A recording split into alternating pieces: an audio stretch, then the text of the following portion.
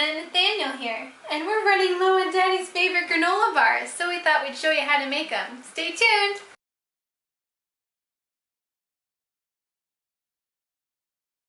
Hi, it's Anna and Nathaniel here, and while we were away, what I did was put in my dry ingredients into my bowl, so you didn't have to watch me measuring everything out.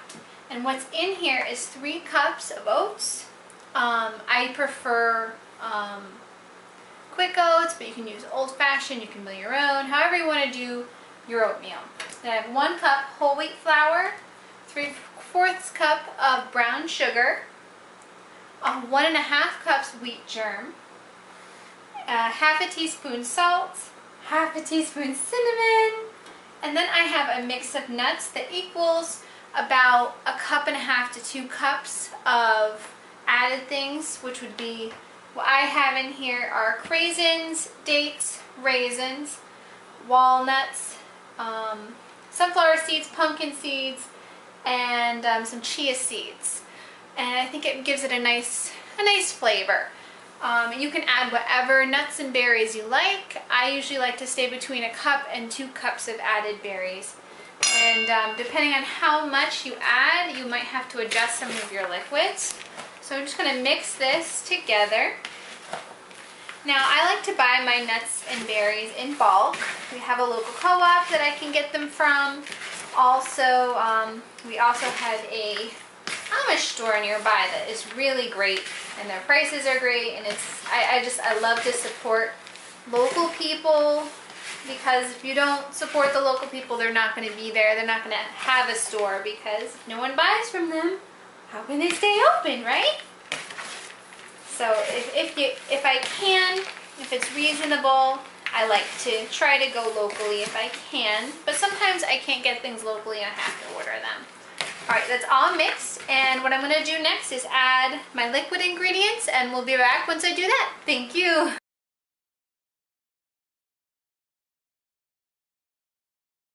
Hi, we're back, and we've added all of our wet ingredients. What's the wet ingredients that I added to this bowl are 2 eggs, 3/4 of a cup of oil of your choice. I used peanut oil. I have a tablespoon of vanilla extract, and a whole cup of honey. This is a very versatile recipe, and that's one of the things I really love about it. One of the other things I like to do is do like 1/2 cup honey, 1/2 cup maple syrup. Sometimes I'll actually put actual peanut butter in there and change up some of my fruits and nuts to make it all go together and really taste good. Now, I'm going to actually be experimenting with this recipe in the future and attempting to make a healthier, lower sugar version, because I'm trying very hard to decrease the sugar consumption in our lives. But that can be a hard thing to do. So what I'm trying to do is use stevia and other things like that, or more, dried fruits and natural sugars.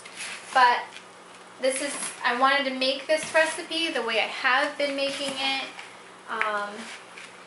because I wanted to know that, okay, this is a recipe that tastes good. I hate, putting time and energy into making something that doesn't taste good. And, people put their recipes out there, and then sometimes you try it and you're like, ugh, this is disgusting. This was not worth my time. So I didn't want to put something out there that wasn't worth the time of making. One of the ways that my husband loves this is with a cup of peanut butter and some chocolate chips in addition to the nuts, and generally what I do then is just leave out the berries, because the berries kind of don't really taste that great with peanut butter generally. So play around with it, find out what your favorite thing is. If you have a healthy granola bar recipe that uses less sugar but still tastes good, I'd love to hear about it. So what I'm going to do is continue mixing this, and I'll be back when I'm done mixing and I have my pan greased, and we'll go from there.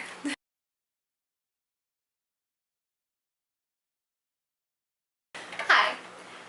while we were away, what I did is I put all of my finished mixing the granola bar stuff, whatever you want to call it, together, dough. And then what I did was greased a 9x13 pan and packed it all in there, made sure it was packed really tight. I like to grease mine with lard just because, really, I know it sounds really gross, but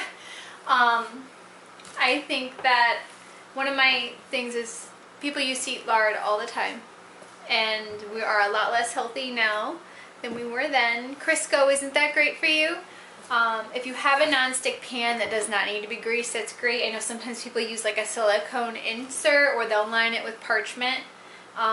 The original recipe actually called for the pan to be lined with parchment. And so you can do what you would like with it. You can either line it with parchment paper, or you can grease the pan, you know, whatever works best for you. I am preheating my oven to 350, and I like to put this in while it's preheating. Gets everything up to temperature nice. Oh, knock the thing. This is hot, honey. It's very hot. It's actually not quite hot yet, but I'm trying to instill in him that these things are hot and we don't want him touching them. So that's in there, and then I usually put it on for 20 minutes, take it out, and then let it cool in the pan and cut them into bars. And I can get anywhere between, 10 and I've even gotten 20 bars out of a pan. They're usually really tiny then. On average, I tend to get about 16 granola bars from one pan. Once this comes out of the oven, I'll come back and show you what it looks like.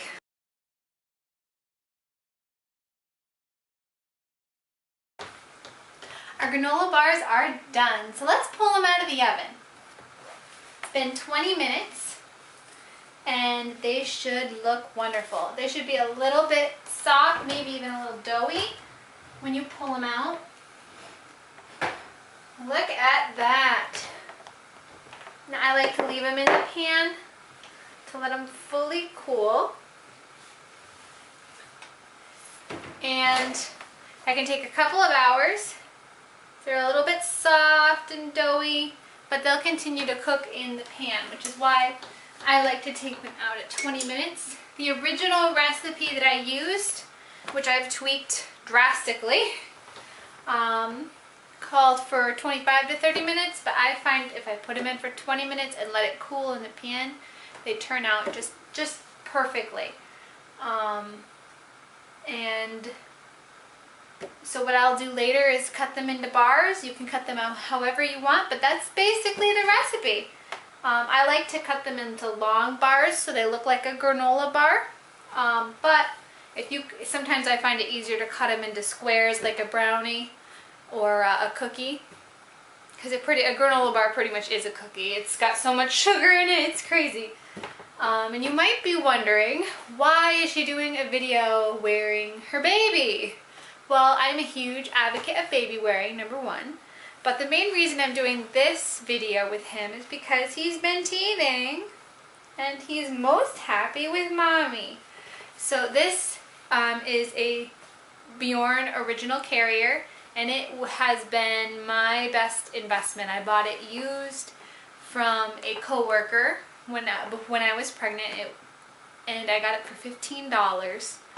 I know it's, I've heard people say it's not the best carrier, all sorts of reasons, but it has been a lifesaver because he just loves to be held, and it's great to be able to carry your baby and do things and have him not grumpy and fussy because maybe you need to do something where you need both your hands free.